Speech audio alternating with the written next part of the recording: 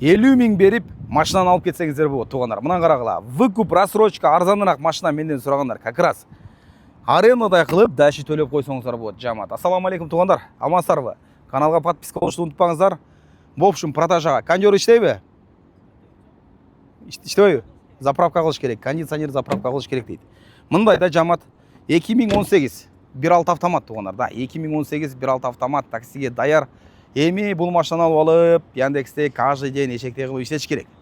Бұны алып алып, ЗАГСқа шықпайсыңар да туғандар, да. Ошондой, бұл только баяғындай күніге каждый день иштейм деген машиналар да, бұларчы. Мына полонындағы сүйүүчүлөрү бар туғандар, өзүн жочу. 50 миң взнос бересіңер биринчи жамат. 50 миң первоначальный взнос, дальше 10 айға 60 миңден, а?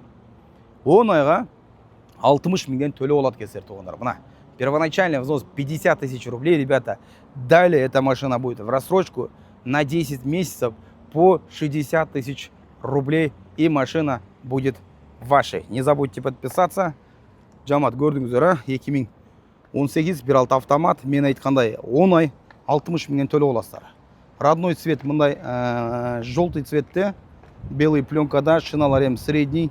Эми ДТПлар боюнча билбейм туғандар, аны мен айтып қойышым керек. ДТПлар боюнча бирдеке дей албайм. Болса помелучу болгондур, все-таки машинаға бир канча жыл болгон. Но эми 60 миңден 10 айга секин такси кылганча, подработка кылганча деле төлөп койсо болот да. Мен көрүп атам бүгүп калгандарды, өтө көп адамдарды тааныйм менчи.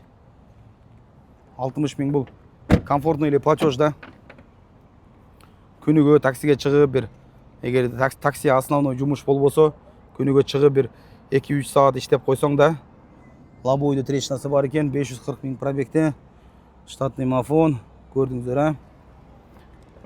50 миң взнос беріп тұрып, машинаны алып кетсеңіздер болады. Мына ушундай жамат, чала бересіздер. Ассаламу алейкум барыңыздарға.